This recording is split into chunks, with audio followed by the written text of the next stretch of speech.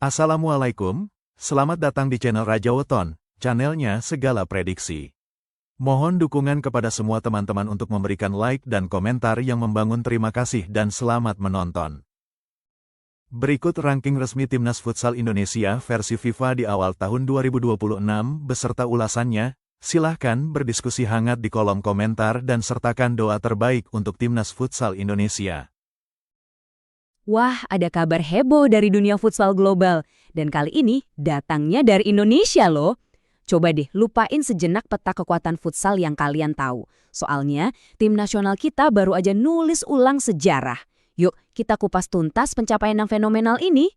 Dan inilah dia angka keramatnya, 15. Betul, untuk pertama kalinya dalam sejarah, FIFA secara resmi menempatkan Timnas Futsal Indonesia di peringkat 15 dunia. Ini bukan cuma sekedar angka, teman-teman. Ini adalah sebuah pernyataan kalau Indonesia udah benar-benar tiba di panggung elit futsal global. Nah, biar kebayang segede apa pencapaian ini, kita perlu lihat siapa aja yang ada di belakang kita sekarang. Indonesia kini ada di atas negara-negara dengan tradisi futsal yang, wah, udah mendarah daging. Bener banget, kita baru aja nyalip raksasa kayak Italia dan Republik Ceko. Gila kan? Ini lompatan yang luar biasa. Pertanyaannya sekarang, gimana ceritanya skuad Garuda bisa melesat secepat ini? Jelas ini bukan keajaiban satu malam. Oke, mari kita telusuri perjalanan dan proses yang membawa kita ke puncak ini. Kita harus lihat ini sebagai tonggak sejarah baru. Jujur aja, beberapa tahun lalu, nembus 20 besar dunia aja mungkin rasanya kayak mimpi di siang bolong. Pencapaian ini tuh jadi bukti nyata dari kerja keras, strategi jangka panjang, dan sebuah proses pembinaan yang akhirnya mulai nunjukin hasilnya. Jadi kenaikan ini bukan hasil yang instan ya, ini tuh akumulasi dari penampilan yang solid banget selama beberapa tahun terakhir. Kita ngomongin soal kemenangan-kemenangan penting di turnamen resmi, kemampuan buat tampil konsisten ngelawan tim-tim kuat, dan puncaknya, ya performa gemilang di Piala Asia Futsal terakhir. Itu yang jadi pemicu utama lonjakan peringkat ini. Sekarang kita coba lihat lebih spesifik lagi. Siapa aja sih korban dari pendakian skuad Garuda di tangga peringkat dunia? Wah, daftarnya ini cukup bikin kaget loh. Coba lihat posisi kita sekarang.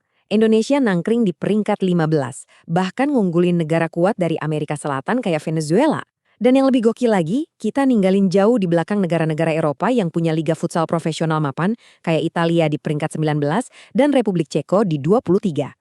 Angka-angka ini nggak bohong, level permainan kita emang udah ada di sana. Artinya apa?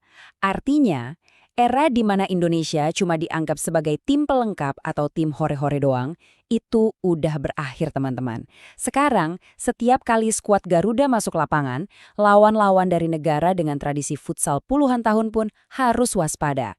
Kita udah jadi kekuatan baru yang siap mengacaukan hierarki futsal global. Jadi, apa dong formula rahasianya? Tentu bukan sihir. Yuk, kita bongkar satu persatu pilar-pilar yang jadi fondasi di balik setiap kemenangan gemilang skuad Garuda. Jadi, kesuksesan ini berdiri di atas 4 pilar utama. Pertama, taktik yang makin matang.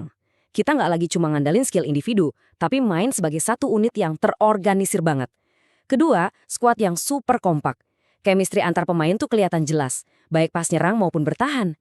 Ketiga, tentu aja, pelatih berkualitas yang tahu cara maksimalin potensi tim dan ngeracik strategi buat lawan yang beda-beda. Dan yang terpenting, mental juang yang tinggi. Semangat pantang menyerah sampai peluit akhir, yang udah berkali-kali ngebalikin keadaan.